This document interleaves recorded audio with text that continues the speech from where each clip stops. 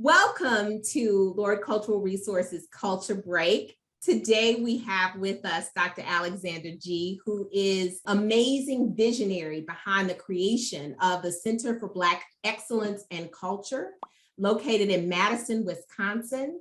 We are so excited to be talking with you today, Dr. G. Dr. G is also a pastor in Madison. Just wanted to start it out just by talking a little bit about yourself, about your work, and how did you come to really envision the center?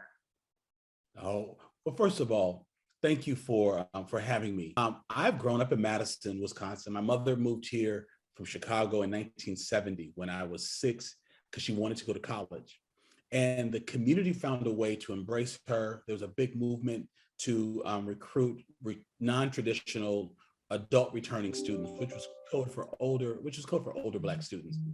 And that's how we really got to Madison. But I've noticed that over the years, people who come to Madison for school don't stay, or people who would come to work for Kraft Foods because this was our Oscar Mayer Foods because was their national headquarters, Rayovac, this was their national headquarters, or state government or the university. People would come and leave. So we're experiencing this great Black brain, this loss of this Black brain trust because people aren't staying here. So we've interviewed over 800 Black people. What would make this feel like home for you? And what I realize is when we're in a predominantly Black experience or space, the food, the cuisine, the music, the lifestyle, the dress, they represent us, not to mention the music and the cultural centers. We lack all of those. And so Black people don't feel at home in Madison. It feels like that in Madison, Joy, that we've worked here, lived here, contributed, but our work, our art, our culture is not on display. So it doesn't feel like home. So Black people leave. And now the business community is hurting because they're saying they can't recruit Black people. And I say, that's not the issue. You're not retaining Black people. And so I realized that culture is that glue that reminds us that we are transcendent. It links us to our past. It tethers us to our future, and it connects us with each other to want to work and build together. So that's why we wanted to focus on something that was not remedial, which is commonplace in Madison. We wanted something that was rooted in the excellence of Black people, but particularly Black Wisconsinites. So that's why the Center for Black Excellence and Culture came to mind, because I've listened to hundreds and hundreds of Black folks who have said, we need places where our stories are told that creates a counter narrative to what people think about us.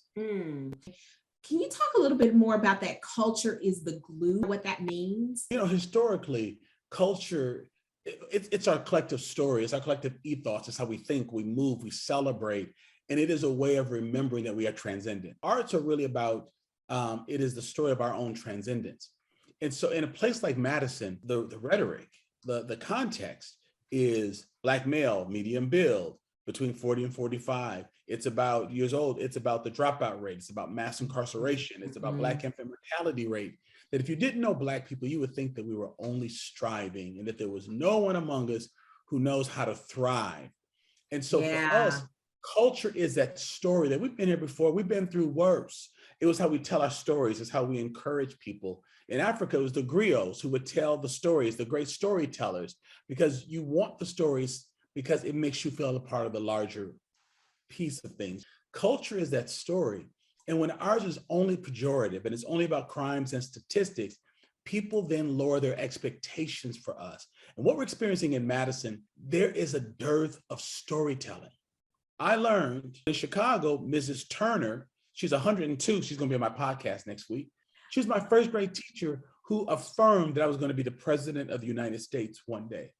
But with a Black teacher and 30 Black kids, it never occurred to her to talk about the fact that we were slaves, but that she talked about our collective stories of being brilliant. Her perspective was different. She instilled in us a sense of cultural pride, and that glue tethered us to her, which tethered her to her mentors, to her role models, to her Black professors at Wilberforce, and it's tethering me to my community so that I ask them, rather than just doing it on my own, what's important to us? What story do we want to tell to our children? Do we want to leave for our children behind us? And how do we best motivate people? When we talk about transcendence, the reason why we want so many art centers downtown is to say to people, we know how to rise from the ashes. We know how to make do with what we have. And there's not enough of that. in my community that tells about the greatness of Black people. And I feel that that more than social service programs will invoke a sense of pride and excitement. So for me, culture is not just what we look at, but it's what infuses us so that we look at the world differently because we've been here before. We've been without resources before. We've been without representation. This too shall pass, but we know this because our history, our story, and our culture has shown us that. And people give us everything but that culture. We're giving people that culture. I love it. I love it. Let's talk about the center. What is going to be included in the center? What is it going to do? Tell us the size. Tell us the splendor. Talk about the center. Yes. There's a lot of studies that's going on, particularly out of the University of Wisconsin-Madison School of Medicine, that the stress of swimming upstream for Black and brown people in a predominantly white culture adds a level of stress and microaggressions that we now know shortens our lifespan. So for us, the work of the center is to elongate Black lives. So every square inch of this 65,000 square foot facility will be about helping Black lives to be strengthened. So there will be theater spaces to tell our stories where actors and playwrights and design and costume designers and set designers, their stories are front and center and their stories are being told. Dancers and comedian and lecturers will have space to create this cultural intellectual hub where our community is involved with some of the best and brightest Black minds that are visiting our community. There will be senior space so that there'll be multi-generational interaction, libraries so that our kids don't have to dig through the archives just to find the writings, not just about, but by Black people, Black Afro-futurists and Black historians. That piece is very important. Meeting space, nearly 5,000 square feet of the space will be dedicated to Black innovation and leadership development. When there is a collective Black excellence, when there's a space where we can come together and be our best, it creates space for incubation, for healing, for thought processing, for mentoring, for invigoration. So the truest program of this space is the collective Black brilliance that will create solutions for our city. We are working on giving an environment, creating an environment that is free of the impediments of our excellence, where it grows, it seeps, it exudes. So we're not teaching people excellence, we're giving them room to express their excellence in economics, business, law, education, nonprofit work. And we want those people to talk among themselves in a very disciplinary manner. So the greatest platform or the greatest program of this space is Black people coming together, creating solutions so we live longer and better.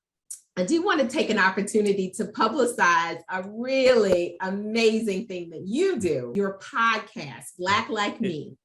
Yes, it's every other week now. It's a podcast. We're in our 7th season. We have over 150 episodes. We're on every platform that you can think of if you just Google Black Like Me. Thank you for making your self available, your brain space available for it. And thank you for being on the Culture Break. We appreciate it. May I just throw something else out? I know absolutely. You told us the fact that we're focusing on cultural celebrations, on community gatherings, on innovation and leadership development, and performing and visual arts.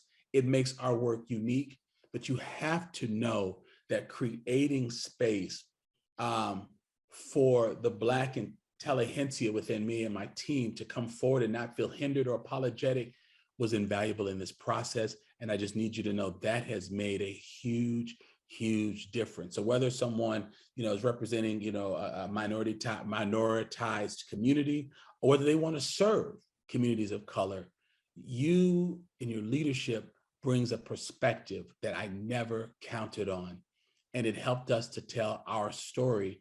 And in 9 months, we're 65% of the way to our goal. But part of this is that we have the strength of Lord Cultural Resources backing us up and working on our business plan, so that when people begin to ask us about our business plan, and I quote who's working with us and what you all have done, they say, okay, all right, all right. You working with you and your team has really affirmed my belief and my courage, confidence in walking in that space. So thank you so much for doing this work and for the way that you do it.